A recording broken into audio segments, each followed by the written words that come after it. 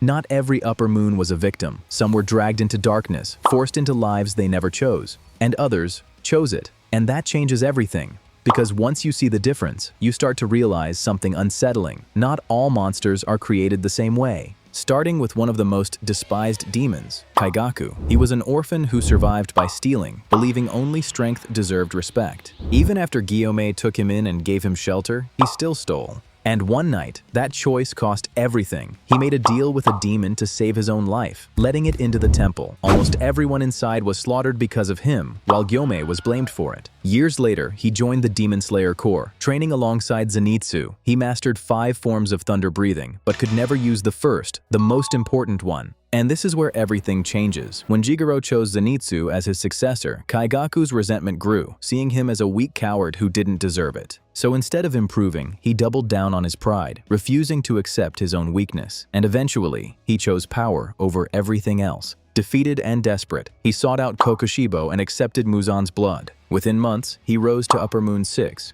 proving his strength, but at the cost of everything he once had. Gyutaro and Daki's story is even sadder. They were the former Upper Moon 6. Gyutaro, the older brother, was born into brutal poverty in the lowest part of the entertainment district. His mother abused him and tried to end his life more than once. Sick and disfigured, with no name given to him, he eventually chose one himself, Gyutaro. As a child, he was mocked for everything.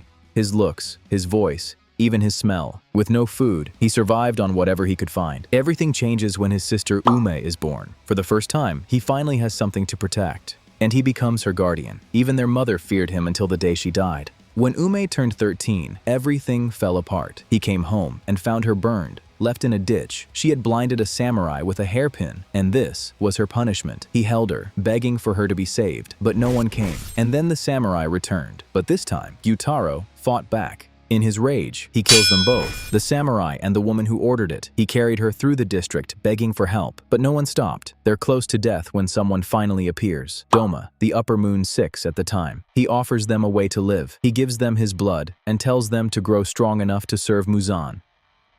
Gyutaro and Daki's story was tragic, but Gyoko's is straight-up nightmare fuel. His backstory was never shown in the anime. His real name was Manaji. He was born in a fishing village, raised by loving parents on the outskirts. After they drowned, he became fascinated by their deaths, even calling their bodies beautiful. As he grew, he collected dead fish, and people avoided him. One day, a child mocked him, and he snapped. He killed the boy and hid the body in a jar. When the boy's parents found out, they attacked him and left him for dead. He was found by Muzan. He turned him into the demon Gyoko, who later became upper rank 5. He preyed on humans, especially children, reshaping his body however he pleased. Moving on. Hantengu, the former Upper Moon 4, lived a life built on lies. He always played the victim, shifting blame to gain sympathy. In reality, he was a thief and a murderer, committing countless crimes while insisting he was innocent. He married several times and had children, but convinced himself he was the one being mistreated. And in retaliation, he killed them, his wives and his children. Eventually, a magistrate captured him and sentenced him to death. Even in prison, he kept lying, pretending to be blind, but the magistrate saw through it. While awaiting execution, Muzan appeared and offered him his blood.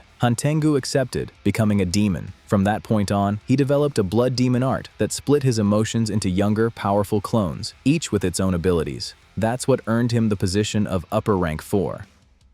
Nakime is the current Upper Moon 4. Before becoming a demon, she lived as a human, an obscure biwa musician barely getting by. Her situation worsened when she married a gambler who wasted every coin she earned. One night, she discovered he had stolen her only kimono. Enraged, she killed him with a hammer. Still shaken, she rushed to perform in a tattered kimono. The crowd looked down on her appearance, but something felt different. The tension from her first murder gave her playing an eerie, beautiful quality. It won the audience over and earned her praise. And something shifted. Someone had to die before she performed. Until one night, her chosen victim was Muzan. She failed to kill him, but her tracking skills caught his attention. And instead of ending her life, he offered his blood, turning her into a demon. Nakime rose quickly through the ranks, becoming one of Muzan's most trusted servants, and eventually the new Upper Moon 4.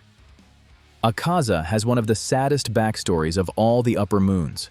Before becoming a demon, he was a human named Hakuji.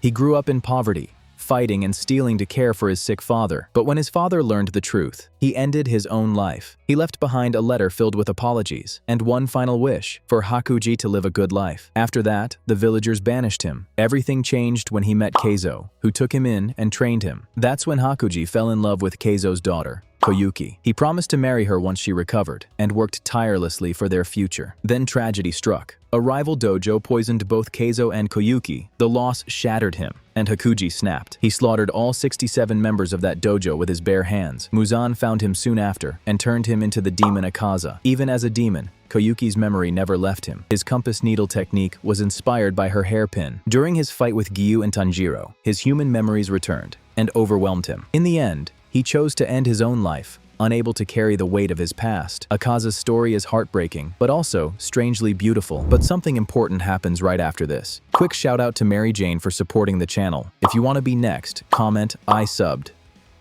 The next one isn't tragic, it's worse. Doma, the Upper Moon 2 demon. Even Muzan despises him, and that hatred traces back to his life as a human. From birth, he was worshipped as a god because of his rare polychromatic eyes. He felt nothing for anyone, seeing his followers as pitiful worms begging for comfort. As a child, he watched his mother kill his father after discovering his affair, and then take her own life. Doma felt nothing, not out of strength, but because he had never known love in the first place. By the time he turned 20, he met Muzan, who granted him power and turned him into a demon. Doma began consuming humans, especially women, convinced they would live on eternally within him. He kept his cult alive, limiting its size to avoid suspicion. A century before the main story, he became Upper Moon 6 and eventually rose to Upper Moon 2. While on a mission in the Red Light District, he encountered Gyutaro and a dying Daki. Moved by their despair, not emotionally, but out of curiosity, he offered them a way to survive, turning them into demons. 15 years before the main story,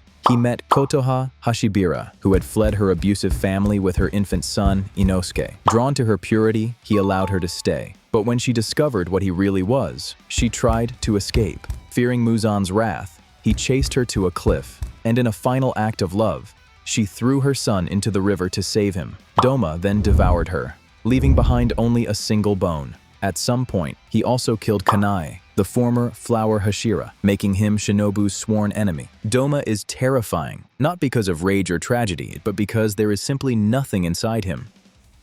But Kokushibo is different. The Upper Moon one was born in the Sengoku era as Michikatsu, the twin brother of Yoriichi. Twins were seen as a curse, so his brother was sent away to a temple at the age of 10. Michikatsu watched his brother rise to legend. Yoriichi mastered sun breathing, a technique so powerful it left every other swordsman behind. Driven by envy, Michikatsu created moon breathing. But no matter how hard he trained, he could never surpass him. When the choice came, humanity or immortality, he chose the path that might finally make him stronger. Desperate to surpass his brother, Michikatsu accepted Muzan's offer. He became a demon and took the name Kokushibo. He rose to Upper Moon 1, hunting down every sun-breathing user he could find. 60 years later, he faced his brother one last time. Yoriichi struck him and nearly killed him, but before he could finish it, he died. Still standing. Enraged that his brother remained undefeated, Kokushibo sliced his body in half, and among the remains, a broken flute, the one he had given his brother as a child. And the truth is, this wasn't even everything. Demon Slayer hides details you were never supposed to notice. Click this video